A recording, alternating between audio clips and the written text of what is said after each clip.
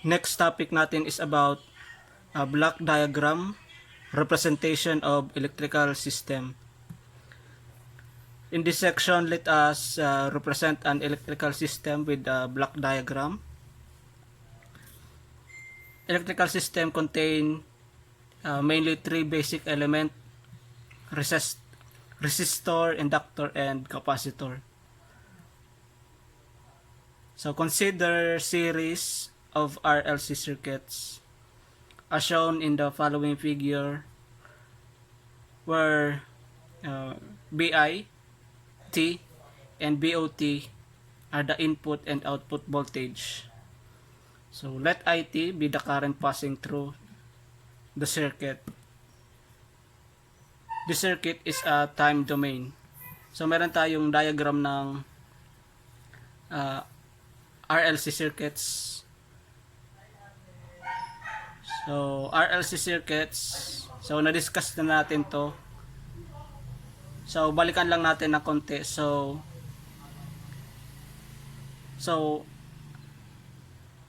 itong circuit na to, ang equivalent differential equation model niya is using the method of DE. So using KVL, Kirchhoff's voltage law. So yung voltage input is equal to the sum ng voltage drop across the circuit. So BI, function of T, ayan, BI sa function of T, ito is equal sa I times R times plus LDI dt plus BOT. So yung IR is voltage yan. So KVL, so meaning 4 volts dapat to, BR. Then voltage across inductor is L times change in current over time. So BL ito. Plus BOT is the voltage across the capacitor. So using the Laplace, so ngayon differential equation naka-time domain, while ito naman is by applying the Laplace transform to the circuit, you'll get the circuit in S domain. The circuit is as shown in the following figure. So i-convert natin sa LTI system or LTI system. So by using Laplace transform, so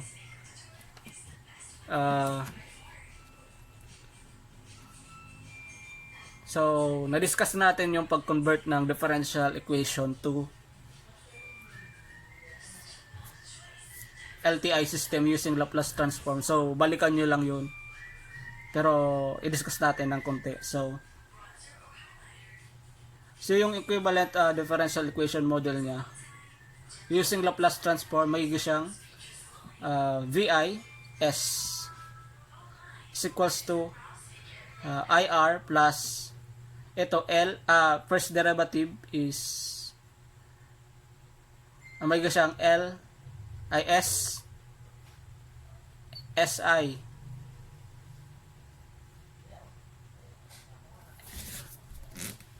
S SIS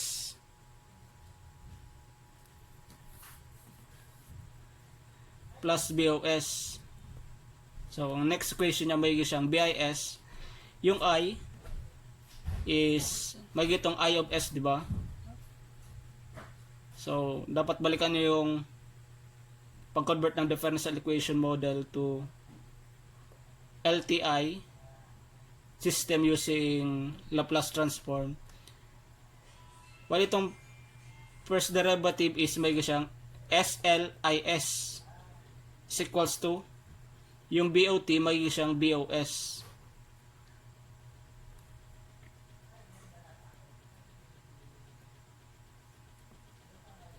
So yung next is equation is yung BO transfer natin sa kabila, so magiging negative. So BIS minus BOS is equals to, so since common yung IS, ito pwede natin ilabas IS quantity R plus SL. So equate natin sa current, so IS is equals to BIS minus BOS over R plus SL.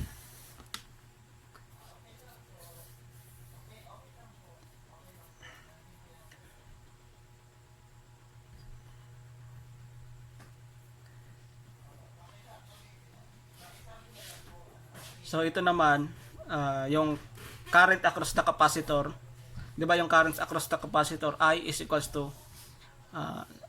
C times change in voltage over change in time. So using the Laplace transform, may itong IS, 'di ba, IS is equals to S. So first derivative, so may siyang SBOS times C. So BOS is equals to IS over SC.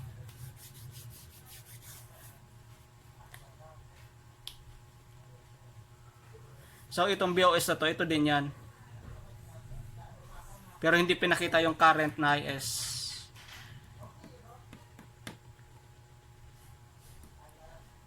Ito yung IS na yan is ito, current flowing here. Current flowing through the circuit is IS. So ito rin yan. Same lang yan. So dapat meron siyang IS.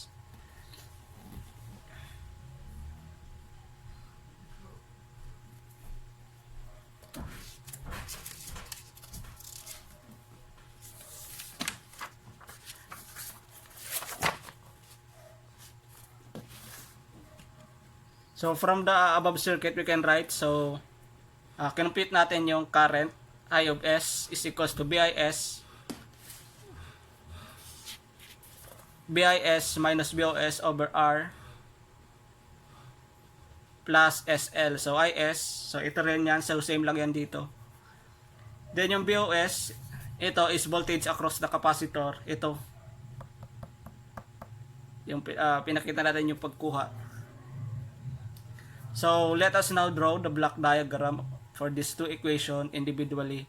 Then combine those block diagrams properly in order to get the overall block diagram of the series of RLC circuit as domain.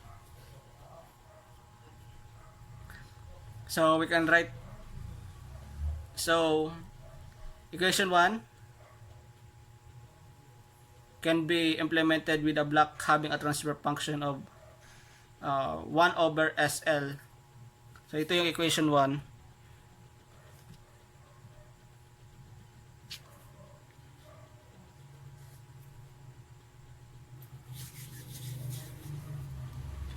The point, the input and output of this block are BIS minus BOS and IS. We require the summing point BIS minus BOS. The block diagram equation is shown in the following figure. So pag makakita ka ng positive and negative, so meaning summing point yan. So sa previous discussion natin, ito siya, di ba? Yung may plus and minus. So magkakaroon siya ng summing point.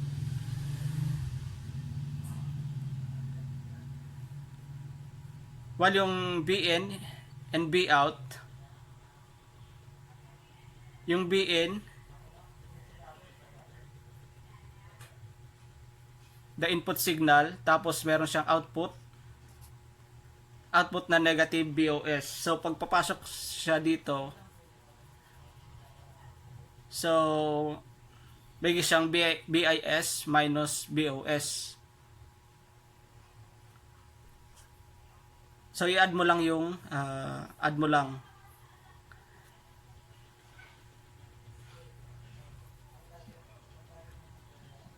So nakuha natin to, nakuha mo na to. Nakuha mo na yan. So remember, ang input signal pag pumasok sa isang block ay i-multiply lang natin. So ito, multiply lang natin. So ito yung transfer function. So pag pumasok siya, i-multiply natin. So yung product niya is yung output is. So nakuha natin to. So nakuha natin siya. So yan yung block diagram representation ng formula na to. Next is i-discuss natin tong equation na to. So i-convert natin to equation 2 into a block diagram. So yung transfer function natin is 1 over SC. Then tig-multiply sa I of S. So meaning tig-multiply siya. So meaning ito yung input. So IS, ito yung input. So tig-multiply siya sa 1 over SC. So remember sa previous discussion natin, pag pumasok ang signal sa isang block, i-multiply lang natin. So ito magiging siyang ganito. So yung product nito saka ito is the output signal. So ito na yung block representation nitong equation. So ngayon kung mapapansin nyo, yung IS saka ito, yung IS ng equation 1, then yung IS ng equation 2 is the same. So pwede natin siyang i-combine. So basahin muna natin. So equation 2 can be implemented with a block having a transfer function of 1 over SC. So the input and the output of this block are IS and BOS. The block diagram of the equation 2 is shown in the following figure. So ito.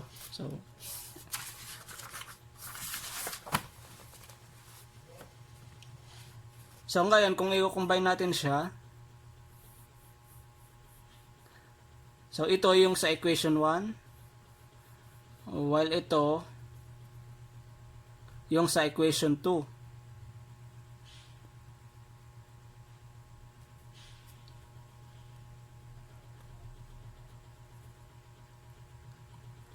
So equation 2 can be implemented with a block having a transfer of 1 over SC. The input of the block are IS and BOS. The block diagram of equation 2 is shown in the following figure. Diba sa equation 1, meron siyang negative BOS. So kung babalikan natin, meron siyang negative BOS sa equation 1.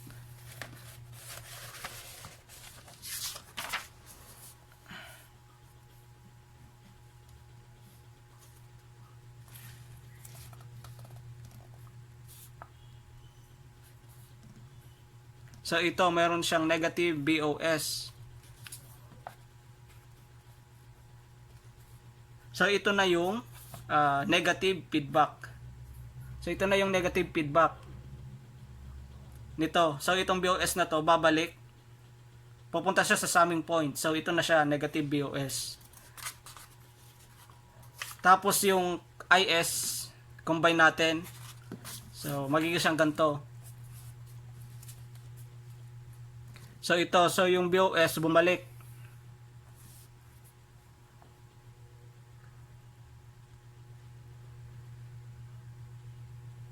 So kung i-analyze natin, so pag pumasok siya sa summing point, may siyang BIS minus BOS. So pag pumasok naman to yung signal dito sa block na to, multiply lang natin siya. So may siyang BIS minus BOS over R plus SL. Then since common yung IS sa equation 1 and equation 2, so pwede natin pagsama. So pinagsama na natin. So input signal na IS is input signal na IS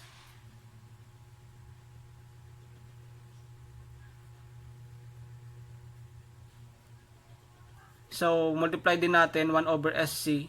is equal sa BOS. So yung IS na to, ito siya. 'Di ba? Ito siya yung IS. So i-multiply lang natin. So tandaan mo lang pag pumasok ang signal sa isang block, i-multiply mo lang.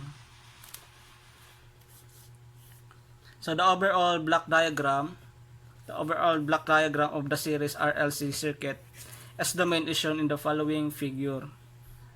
So ito na siya yung overall block diagram ng RLC circuits.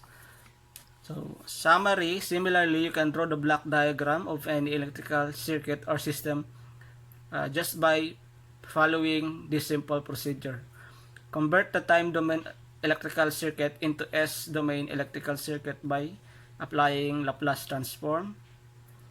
Then next is write down the equation of the current passing through all the series branch elements and voltage across all shunt branches. The next is draw the block diagram for all above equation individually. Then combine all these block diagrams properly in order to get the overall block diagram of the electrical circuit in S domain. So, ginawa natin yung process. So, sinunod natin tong process na to sa pag-convert